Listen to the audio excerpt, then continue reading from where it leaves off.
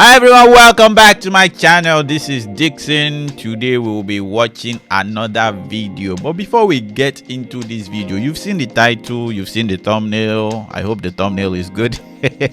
Waiting for Mr. Right. Before we get into the video, please consider liking, sharing and subscribing to my channel. In short, just subscribe to my channel because I need 100 subscribers this August. I need your help. I cannot get there without you, so please help me out. Let's get into the video. So they're going to play a clip before the main video, so let's just watch the clip. He really fit the bill, you know? The bill? White collar, college grad. Loves dogs, likes funny movies. 6'1", brown hair, kind eyes. Works in finance, but is outdoorsy, you know, on the weekends. I always imagined he'd have a single syllable name, like Matt or John or Dave. In a perfect world, he drives a 4Runner, and the only thing he loves more than me is his golden lab. Hopefully some hair on his head. But I mean, even that's not a deal breaker these days. A nice smile.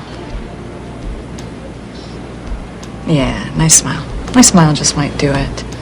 See, the older guys are not requiring too much, but the younger lady is asking for so many things. Wow, that was depressing. Lori Gottlieb, help us here. Lori is here. She is the author of Marry Him, making the case for settling for Mr. Good Enough. Lori, look, feel my pain for a second. There are a lot of lonely men out here who are good guys. But women and this list, it's maddening.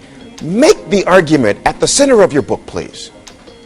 Okay, you know, I'm not telling anybody to settle for somebody that they're not totally in love with or physically attracted to or anything like that. The book is based on a survey where men and women were asked if they got 80% of everything they want in their ideal mate, would they be happy with that? And women said, no, that's settling. And men said, 80%, I'd be thrilled, that's a catch. And so, 80% to the women you surveyed is settling? If you find someone that meets 80% of your requirements, are you not? That's like gold, to be honest. I don't know why someone will not accept this kind of gold unicorn. It's very unique to find somebody that meets your requirements to even the average level, talk less of 80%. So looking for 100% or 90, I think that's just too much to ask for. Sometimes those qualities, you build them together. You don't expect them at the gate. That's settling because, you know, the question is, what actually makes us happy in long-term romantic love?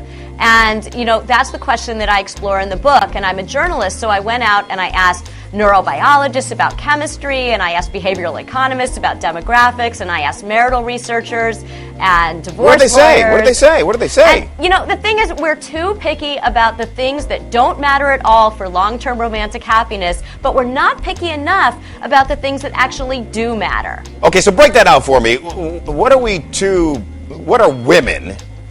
You know, it's pretty simple. It's pretty simple with men. Come on. What are women too picky about here? Well, I'll tell you, men and women were asked what would be a deal breaker for going on a second date. And men named 3 things. They said she has to be cute enough. She doesn't have to look like Angelina Jolie. She just has to be cute enough. She has to be warm and kind. And she has to be interesting to talk to. Those seem like really valid criteria. Ding, ding, ding, ding, ding. Pretty simple. And I will add, yes, she has to be a believer in Christ, like myself. You people might say that's too much of a requirement, but I'm a Christian. I can only marry a fellow believer, or else what will we raise? Right. Okay, reasonable, right? The women came back with 300 things that would rule out a guy for a second date. And we're talking about like another 2 hours and maybe a free dinner. And they wouldn't do it. And there were things like, he wore a brown belt with black shoes. Or we were having a really good time and I thought he was cute and he was interesting, but then he did this Austin Powers impression and I just can't get that out of my mind and I can't.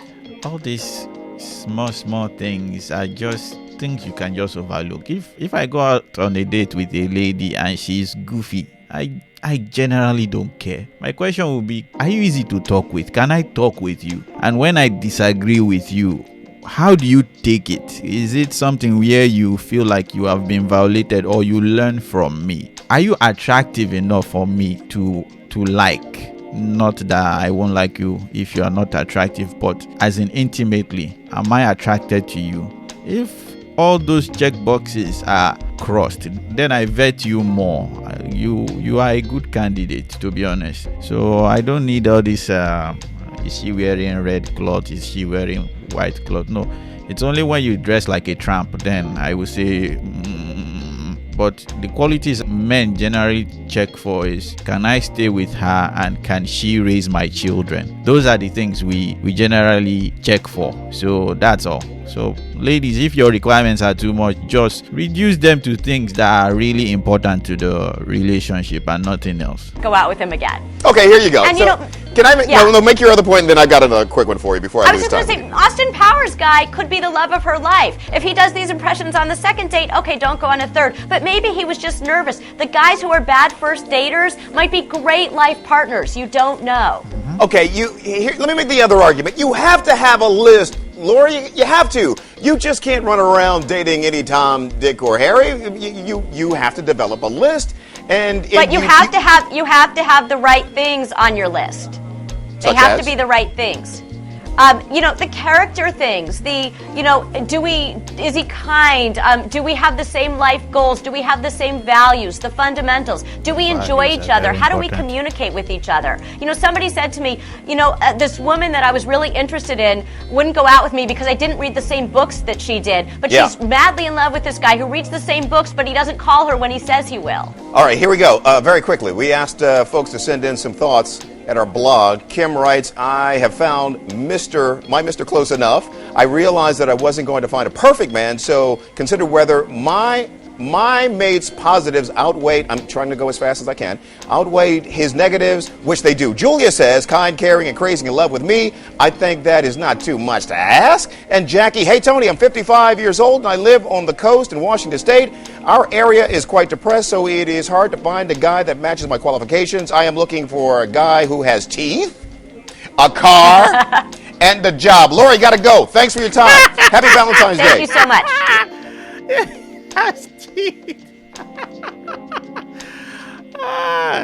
No, that last one was a joker. Anyhow, that's the video. If you like the video, please leave me a like, share, and subscribe.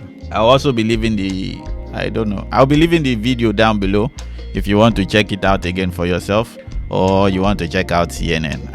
I would say that was when CNN was still a little good.